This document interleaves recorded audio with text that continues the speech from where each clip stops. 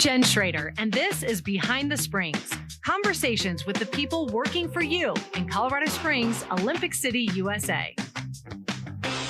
Hey, Colorado Springs, are you ready? Ready for what, you might ask? Well, ready for anything. September is National Preparedness Month, so this is the perfect time to start thinking about your plan in the event of an emergency. And I am here to tell you that your city government is doing the same. We are thinking ahead. We actually have a mass exercise coming up this week at the Colorado Springs Airport to help our emergency officials prepare for the worst. And in addition to Mayor Yemi, who comes here every other week with us on the podcast, I'm also excited to welcome Andrew Knotbaum, who is the director of the Pikes Peak Regional Office of Emergency Management. Thanks for being with us. Thanks for having me. Yes. And so that's where we're recording our episode today. We are in the Office of Emergency Management. It is a regional office. So Andrew, I'll start with you. This is sort of like headquarters for your team in a way. Yeah. So welcome. This is the Office of PPR OEM, kindly referred to as the Pikes Peak Regional Office of Emergency Management. And what we do is we help the city prepare for its worst day. Okay. And we do that by planning, mitigation, respond, training, exercise, and working with regional partners. So this room we're actually sitting in, there's several desks and things like that set up. So this is where actually a lot of that coordination would take place has taken place. Yes, we call this our ECC, which is our Emergency Coordination Center. And we help with facilitation of information, coordination with first responders, and then also information management. Okay. And so both of you, either of you could talk about this is a regional office of emergency management. What does that mean? It means we're working with the county. And why is that important? Yeah, I do feel like this is Andrew's lane. Yeah. First of all, Andrew, thank you for the work you're doing. I know you recently stepped into being the lead of this agency, and everyone is singing your praises. So we're honored to have you at the helm of this really important work. I do know, based off of the lessons we learned from the Wilder Canyon fire and the Black Forest fire, it's a no-brainer that fire is not limited to boundaries. There's no boundaries when we're talking about fire risk and realities, and so it made sense that we would unite our efforts between the city and the county, and hence this regional office. And I'll have Andrew tell more about the magic and the sweet spot behind it. But I appreciate those kind words, Mayor, and you hit it on the head. Is that natural disasters don't stick to jurisdictional boundaries. We live in Colorado where we have wildfire and floods and severe weather. And what a regional approach to emergency management allows us to force multiply our resources. We can share information better, we can coordinate resources better, and we can just better serve the community. And so we have seen this happen already when we've had emergencies. I know you and I were just talking that we were here for the Club Q shooting and tragedy, and had a good response from our folks coming together and really being helpful on that. Let's talk about preparedness from National Preparedness Month perspective of we're getting ready with these exercises that we do. But what can the public be doing? And I know people feel like, I know I'm supposed to have my go kit and I'm supposed to be ready if I drive out in a blizzard, and I'm supposed, but they know it, but they're not always doing it. Right, Andrew? It's true. September is National Preparedness Month. We observe that nationally. It's really to encourage families, individuals, and communities to be proactive in their approach to preparedness. One of the things that I think it's a fun game and a place to start if you're going, hey, where do I start with preparedness? Ask yourself, play the what if game. What if I was evacuated from my home? What's the plan? What if I had to shelter in my home for 24 hours? What if I had to go without a cell phone for 24 hours? What's the plan? And start by having a conversation with your family about those what ifs. And who's going to be where, and how do we get in touch with each other? And those type of things are important when you've got, Mayor, like I know you do, kids in school, and someone's at this office and someone's at this office, and you may have people in different locations. So that's when those plans. And we're doing the same in our household too. Yes. And my wife, Abby, gets a lot of the credit. We have our own. She's the organizer. She's the organizer. We have our own go-to kit. We have our own emergency ladder in the case of a fire. And we're constantly ensuring that we're ready. We actually even have like an emergency bag that we're ready in case we need to leave the house and stay with a friend. And you can imagine, for us, preparedness is not just natural disasters, but also the realities of being in public office. Right. And so it's close to our house, and we want to use this platform to encourage other families. And I'm really glad we have this whole month dedicated to bringing attention to the need for many of our families in this city to be ready. I believe it was one of the former presidents that, as at least this quote is attributed to him, that if you fail to plan, you plan to fail. It's true. Yeah. Mhm. Yeah. Right? So we have And to it be doesn't ready. take that much effort. No, it doesn't. You know, it really It doesn't. doesn't. And we're working on several initiatives to help our residents be prepared and doing our part from the city. And so we this week we have the drills, and so we do have drills from time to time in our city. We have workshops, and we have the Peak Alert Yes. website. Yeah, Sign up for peak alerts, so everyone. Peak Alerts, and so we.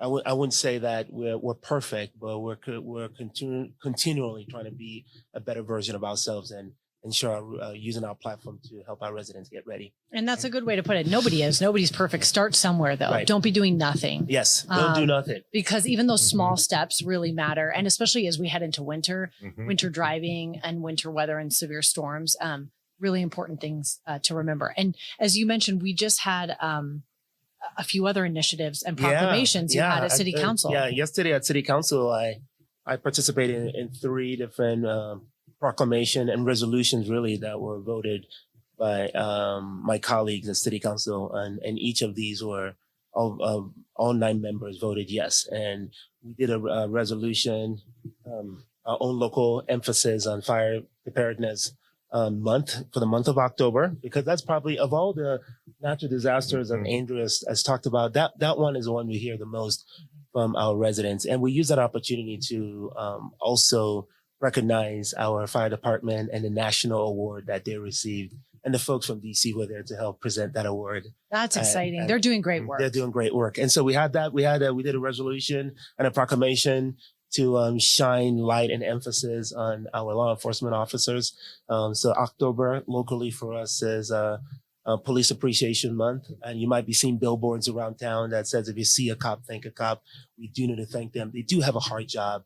And when we talk about emergencies and preparedness, and when we call 911, these are some of the first people at the scene, and they wear that badge and they've accepted the risk of the job. And I'm really proud of the work they're doing. It's why I'm so resolute on this November ballot initiative that we vote yes on 2A to ensure that we can provide them the training that they need. And then the third one that is not related to disaster or emergency, but it's Creek Week. Oh, yes. It's Creek Week, and that's a fun one. And if people don't know, it is one of the largest cleanups in the state. In It the is state of so Colorado. awesome. Yeah. And it's so much fun to take clean part. up our waterways, and residents are doing their part, giving back to the community, and they're having fun while they're doing it. I think we've been doing this since 2008. It's going to be a deal. beautiful weather for It will be it. a beautiful weather. So no excuses. It's not going to be Yes. cold or anything out there. It's going to be really nice to get And we have outside. Creek Week. We also have Cause I Love You. Yes. City Serve Day is happening, Yes. and they're going to be helping Creek Week,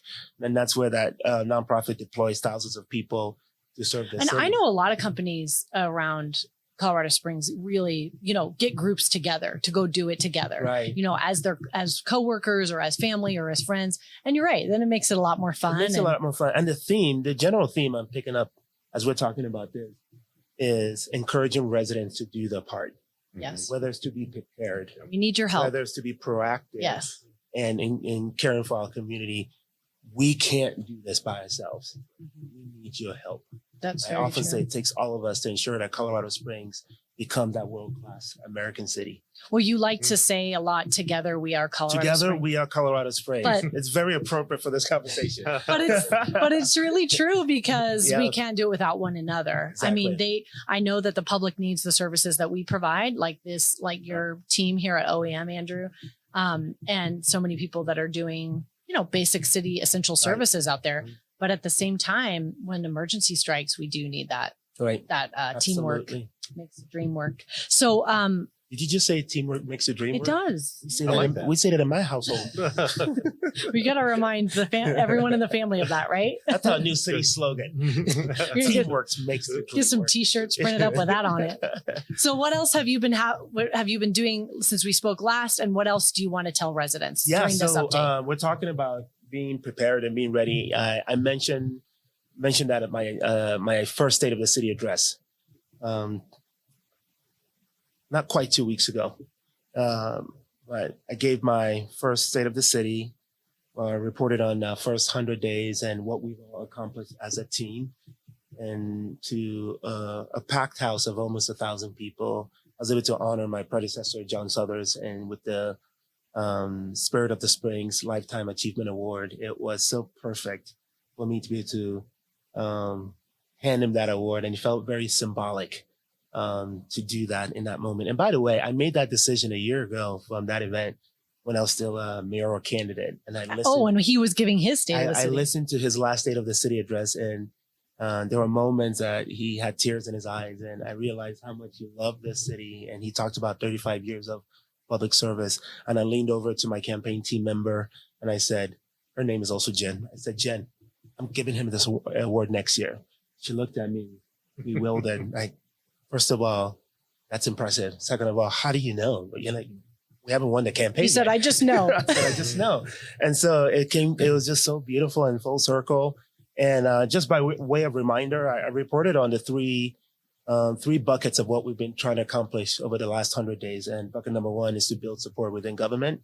Bucket number two is to ensure that we're building trust with our community. And bucket number three is to address our most urgent and pressing issues. All three of those items are important. Now that 100 days is over, now what? I'm glad. Now you're all done with those buckets? No, I'm teasing. No, in the words of President John F. Kennedy, he said, all these things will not be accomplished in 100 days, nor in 1,000 days, nor even within our lifetime. But let us begin. And so we will continue to work.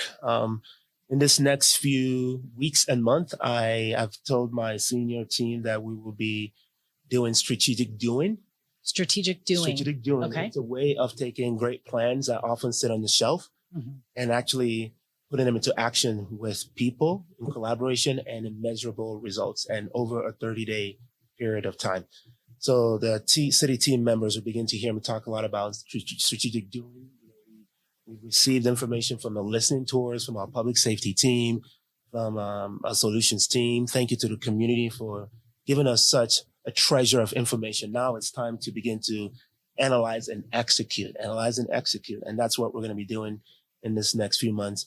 Closely related to that, we'll be working on our strategic plan, which is going to be a citywide plan that we'll be executing for the next 4 years. That should be ready June of 2024.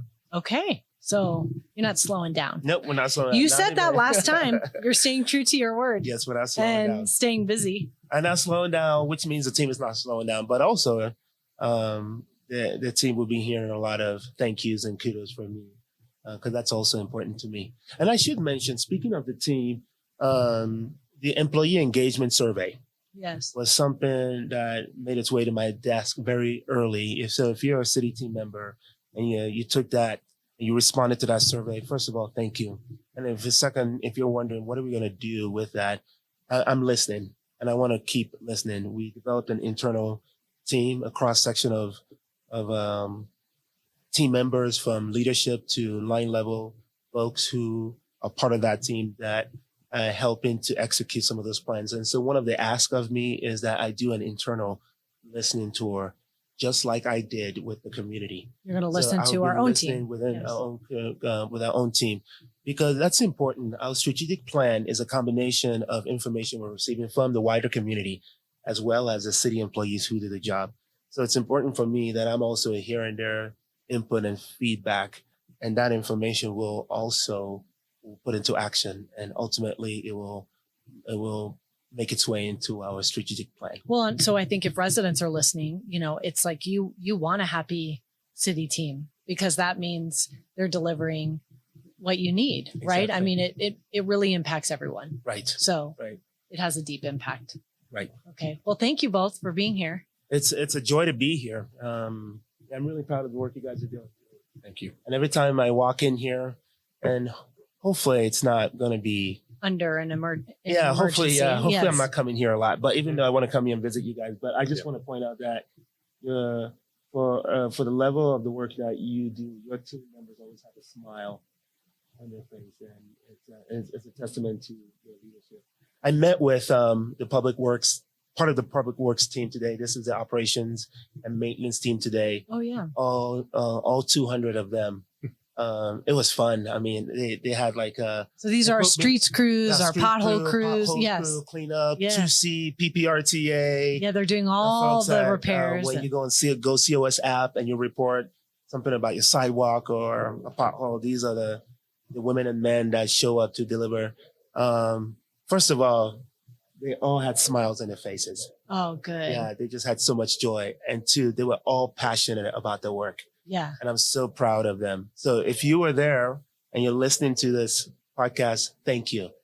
I That's really good. appreciate the work you do. That's awesome. Well, thank you, Mayor. Thank you, Andrew, both for being here and reminding us to be prepared. So peakalerts.org, everybody. Sign up. Peakalert.org. Yes, please sign up for Peak Alerts. Alerts. Be like Abby and get your plan in place. Get your go kit. That's right. Go kid. Go, go, go. Thanks for listening, everybody. Have a great day.